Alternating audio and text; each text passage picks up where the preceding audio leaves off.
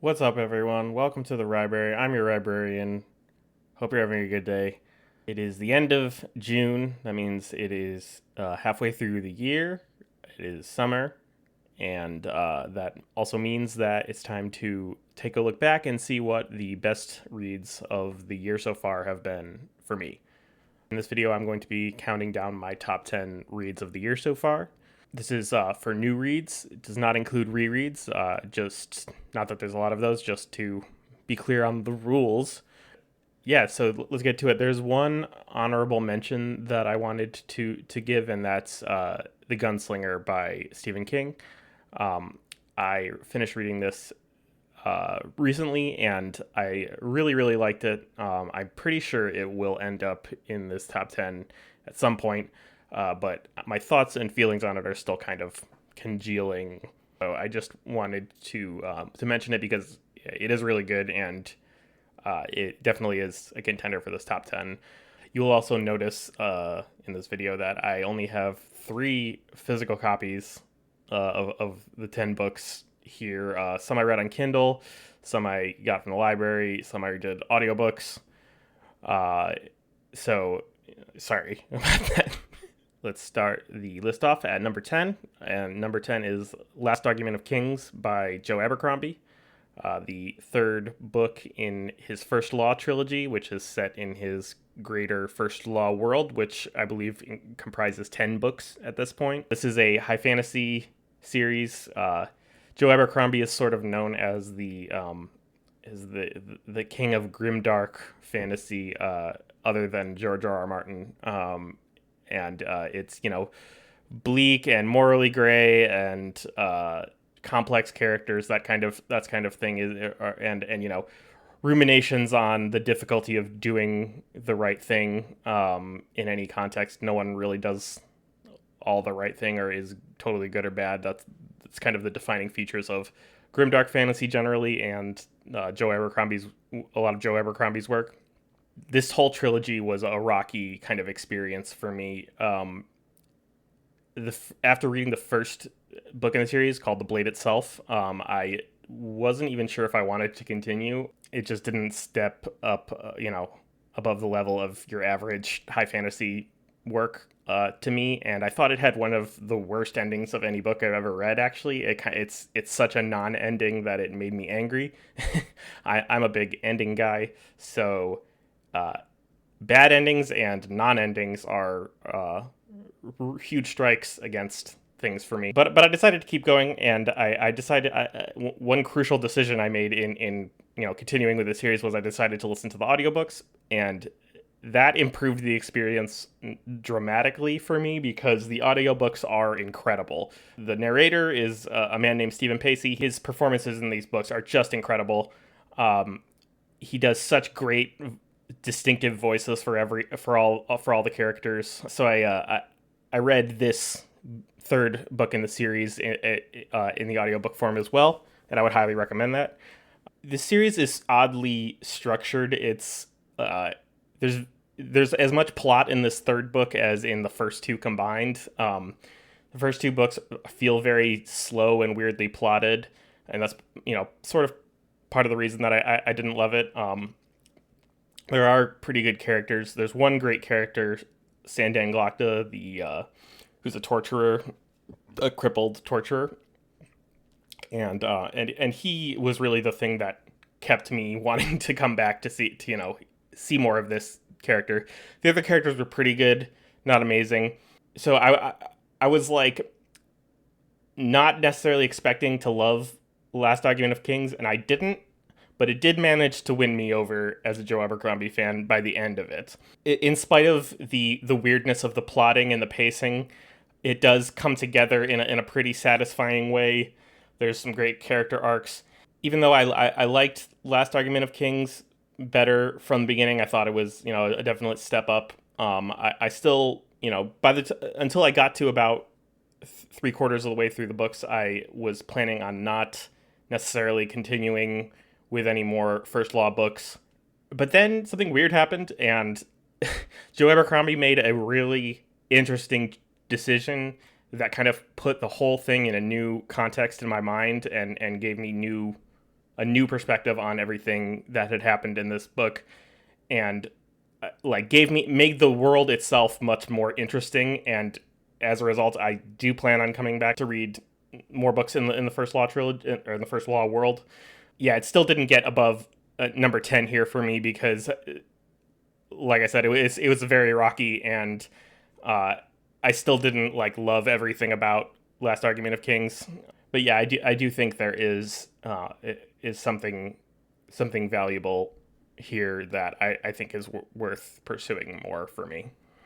Number 9 is Dark Matter by Blake Crouch. This is Blake Crouch's most well-known novel. It's the first one I've read by him. It's a sci-fi thriller. The premise is basically that a man who is a physics professor who was formerly a prominent physicist and then kind of gave that up to become a family man is, kind of having somewhat of a midlife crisis, and in the midst of that, he is kidnapped and wakes up and the world seems to have changed completely. His wife is no longer his wife. His son doesn't exist, and he is. People think he is a famous physicist who's won Nobel Prize level prizes and that kind of thing, and goes from there. The story does something that I don't think is easy to do, which is to take the sort of difficult to grasp concepts of quantum mechanics and to put them in a form that is very accessible to an average reader. You don't have to be deep into sci-fi or into science to understand and enjoy this story. It's fast paced. It's exciting. It's a thriller in structure. It just with sci-fi stuff in it. It also is a love story. I think it will appeal to a lot of people for that reason. It comes off as a little corny to me, but it's not the fact that it's a love story at all, but the execution of the love story feels a little corny to me. But nonetheless, still generally pretty good. There were a lot of plot holes. That is seems to be kind of a feature of Crouch's work from what I gather. I think it would be difficult to make a story like this without a lot of plot holes. So I don't really begrudge him that. I'm not necessarily a person to begrudge some plot holes in general. Definitely recommend it for people who would like to dip their toes into some sci-fi elements while still being a familiar thriller format for fans of that genre. Number 8 is And Then There Were None by Agatha Christie. This is, I believe, Agatha Christie's best-selling novel of all time. It's also one of the best-selling novels, period, of all time. And it is great. I loved it. I mentioned in a previous video that I student directed a play, the play version of this when I was in high school, and had a great experience doing that. So the story was not new to me entirely, but it was still thrilling and engaging in spite of that. And I found that I was second guessing myself, like I know where this story is going, and I know, but like it's so well done that I was like really engaged and really pulled in as if I didn't know what was happening. So this is a mystery, and the premise is essentially that 10 seemingly random assortment of people in England get invited to a small island off the coast for a dinner party. It's kind of a mark of when this was written, that you have people being invited to a dinner party by someone they've never met, and they just receive letters saying, hey, come to this dinner party on this day on this random island across the country. And people did. All the people did, and that didn't seem that strange, apparently, at the time, which would obviously be crazy at this point in history. So they arrive on this island. The host is not anywhere to be found, and then they start dying one by one.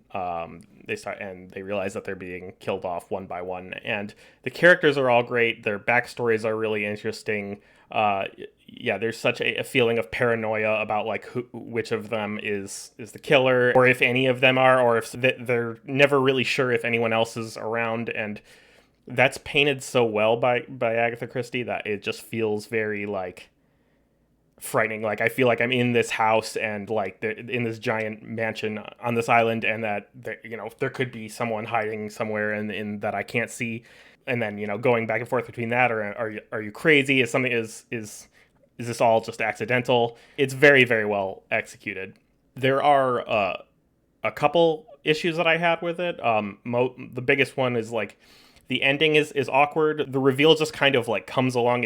There's no big moment of reveal. It just sort of casually starts talking about, oh, this is this is who the killer is.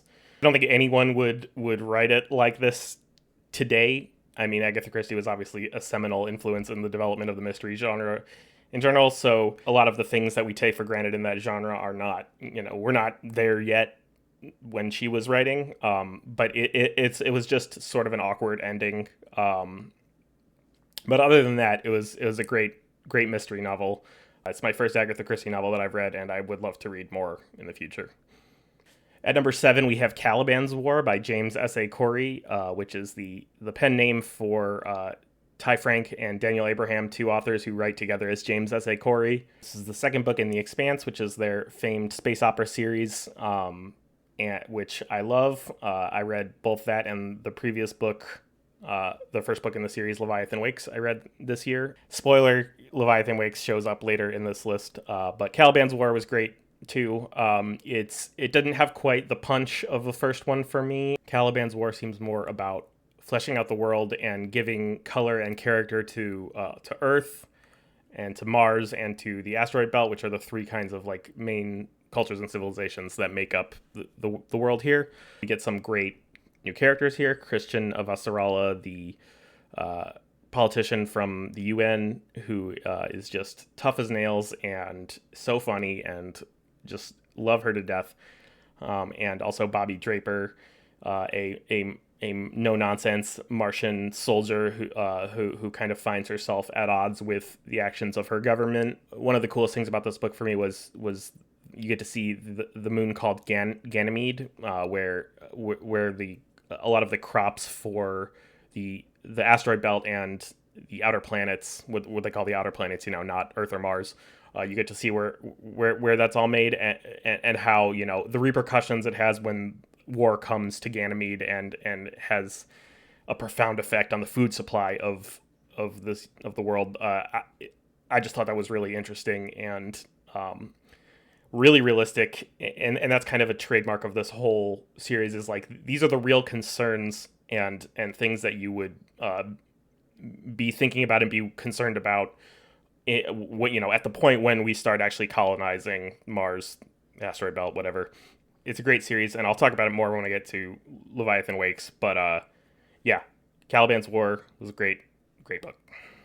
Okay, finally we are at a point where I have a physical copy of something to actually show you. At number 6 is Assassin's Apprentice by Robin Hobb, the first book in the Farseer trilogy, which is part of the larger Realm of the Elderlings series, which comprises like 16 books or something. This is really killer high fantasy. The magic is subtle, which I really appreciate. The world building is great, and it's emotionally very impactful. This is about a young royal bastard named Fitz, who finds a place in the court of the family that he is a bastard of, and he finds a place as an assassin. It's about the conflicts that are arising as he's coming of age, and the conflicts that are arising in this world, and his role in them. It feels very real. It feels very important, which is something that is not true of a lot of fantasy series I've been finding. Is that like it doesn't feel like there's a lot of weight to what's happening in a lot of these books, not these books, in other fantasy. But yeah, that is definitely true here. It's you feel the events are real and important, and it really kicks it up a notch over a lot of other fantasy stuff that I've read. And I'm really looking forward to getting further into this series. So yeah, Assassin's Apprentice, Robin Hobb. We're halfway through the list. Number 5 is Shoggoths in Bloom by Elizabeth Bear. This is a short story collection which was published in 2008, I believe, by sci-fi fantasy writer Elizabeth Bear. I've never read any of her novels, but she's written a bunch of novels, and I just picked this up at the library because I had read the title story at a different in a different collection, and I loved it. I thought it was a really interesting approach to the Lovecraftian concept of Shoggoths, a very different approach than you see with most Lovecraftian authors, and I was really intrigued by it. So I grabbed this book and I loved it. Like every story is great. Almost every story is great. There's sci-fi and there's fantasy. That's most of the collection. There's some non-speculative stories in here, but it's mostly sci-fi and fantasy. There's a ton of heart in here. There's so much emotion in these stories, and there's so much difficult emotion in all these stories. There's complex issues, and she really makes you feel all of that very profoundly. It's thought-provoking, it's emotional, it's just great. I am absolutely going to read more Elizabeth Bear in the future. All right, top four. Number 4 on the list is The Ceremonies by T.E.D. Klein, whose name is Ted Klein. He changed his middle name so that he would have 2 middle names so that his initials would be the same as his name for some reason. I don't know. But this is a Lovecraftian cosmic horror novel published in 1985. Notably, Stephen King loved it, but T.E.D. Klein is a famously anti-prolific author. This is the only novel he's ever written, and then he has a collection of 4 novellas in a collection called Dark Gods, and those were both published around the same time, and then he hasn't written anything since then. Yeah, I don't know why, but I love this thing. It's about a young grad student / adjunct professor from New York City who rents out a room with some farmers in rural New Jersey for the summer to try and read some horror books and just like clear his head and prepare for the next semester. And he gets kind of caught up in an ancient mystical folk horror story. It's very slow, it's very subtle, but it's very powerful. There's thematic discussions of modern life versus more traditional lifestyles of the farmers that he stays with, that Jeremy stays with. There's a lot of discussion of religion. There's these are religious people that he's staying with, but primarily it's just really well executed slow burn horror. This would make a great A24 movie. The tension is subtle, like I said, but constantly simmering. And, that's not going to be for everyone, but I loved it. Big recommend. Ceremonies, T.E.D. Klein. Okay, number 3, I told you it was going to be here, is Leviathan Wakes by James S.A. Corey, the first book in the Expanse series. And this introduces us to the main characters of the series. James Holden, who is a former Earth Marine, and his crew aboard the Rocinante, and how they get drawn into this mystery that kind of sparks a war between Earth and Mars and the asteroid belt. So the way the world is in this story, the Earth is sort of still kind of in charge, but is kind of like bloated and stagnant. And then you have Mars, which is coming into their own as their own political force in the galaxy or in the solar system. And then you have the asteroid belt, where live the Belters, as they're called, who are the people who mine and who primarily mine asteroids for minerals and that kind of thing. And they're kind of oppressed and exploited by Earth and Mars. And in the midst of all this, there's the discovery of a substance that's known as the protomolecule, which seems to be able to just devour life and kind of use it to shape itself in some way, and appears to be ancient, appears to come from far back in the history of the universe, and this substance and people trying to control it and manipulate it for their own ends kind of kicks off this war between Earth and Mars and the Belt. Holden and his crew get caught up in it, as well as the other main protagonist from this book, a detective named Miller, who's a really great hard-boiled detective. One of my favorite characters, if not my favorite character in this series. Miller is trying to track down a young heiress who appears to have disappeared and appears to have something to do with this mystery of the protomolecule. Yeah, it has a killer ending, like such a great ending, and really gave me a great sense of excitement for how the series will continue. I will say that this series is it's maybe a little briefer than it needs to be. And it's weird to say that because it's like these books are like 500 pages each, but like there's very little in the way of description here. The writers are kind of relying on you to like have a picture of what spaceships look like and what these different planets look like, and that kind of a little more so than you would find in some other books. It's sort of understandable why they're trying to keep up the pace in this story, which has a lot of beats, but all the same, I kind of wish there was a little bit more in the way of descriptiveness in the writing, but it's only kind of a mild complaint. I love the book, I love the series, and I'm going to be reading the third one, Abaddon's Gate, sometime here this year. So the top two books of the year for me were both by the same author, and if you watch previous videos, you know that I love this author now since discovering these two books, and will be reading everything that I can from him, and that author is Nick Cutter. And so the number 2 book on my list is The Deep by Nick Cutter. In this story, the world has been plagued by a disease called the Gets, which is short for forget. People, start forgetting things and then just gradually forget everything, and it's a very bleak kind of plague that is apocalyptic potentially. The protagonist in this story is the brother of a scientist who has been sent to a laboratory at the bottom of the Marianas Trench, the deepest point in the ocean, in any ocean in the world, to study a new substance that's been discovered that they're calling ambrosia, which could potentially solve not just the Gets, but seems to solve other diseases like cancer as well. It's obviously very important. The protagonist's brother, as well as the other researchers down at the base, have kind of gone silent, have stopped responding, and they kind of enlist the main character to go and find out what's happened with his brother and see what's going on.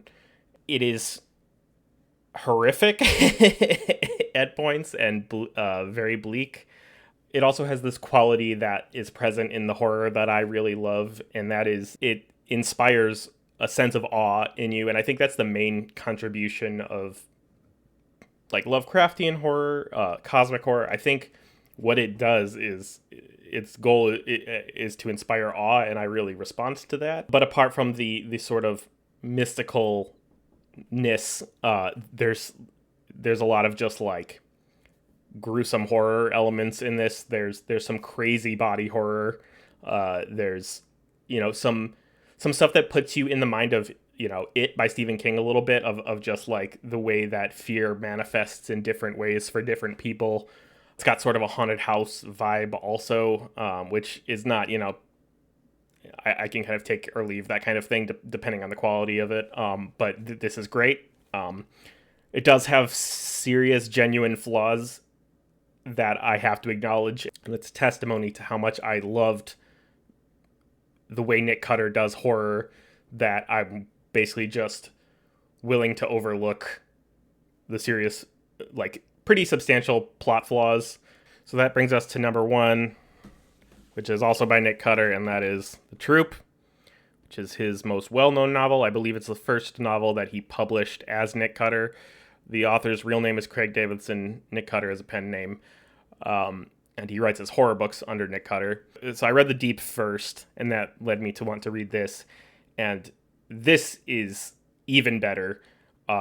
Doesn't really have the flaws of The Deep, but still has the same profound, impactful, horrific stuff. This is about a troop of Boy Scouts in Canada who go on a week-long camping excursion with their scoutmaster. While they're on this trip, a man arrives at their camp who and shortly thereafter dies. The man appears to be contaminated with some kind of contagion, and then it goes from there.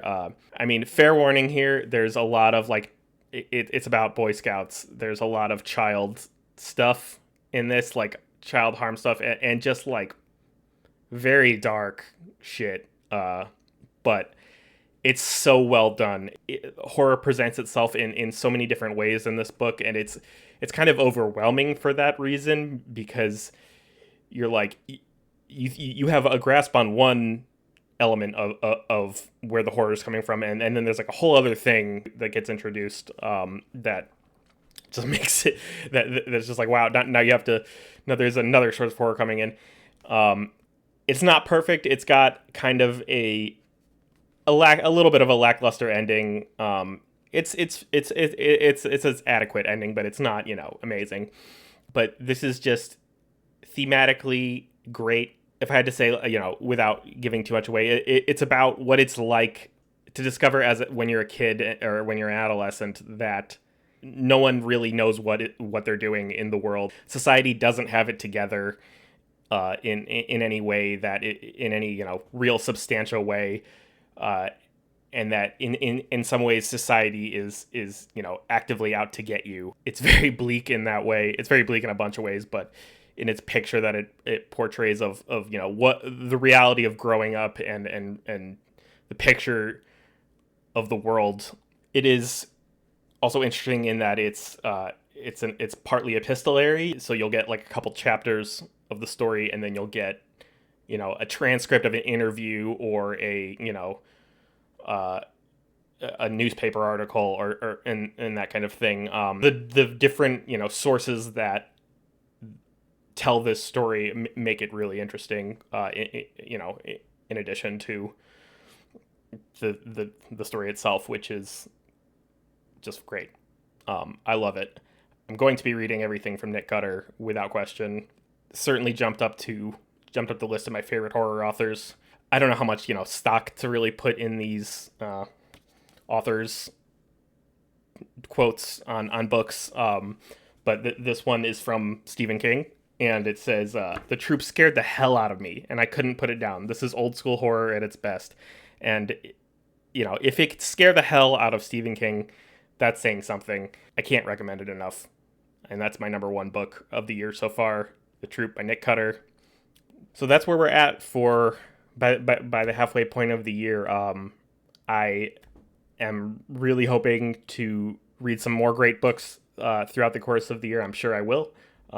And I'm looking forward to comparing what this list looks like now versus the end of December. Please let me know in the comments what your favorite reads of the year so far have been. I would love to hear it. I would love to hear what you think of this video. Thank you again for visiting the Rybrary. No talking in the Rybrary.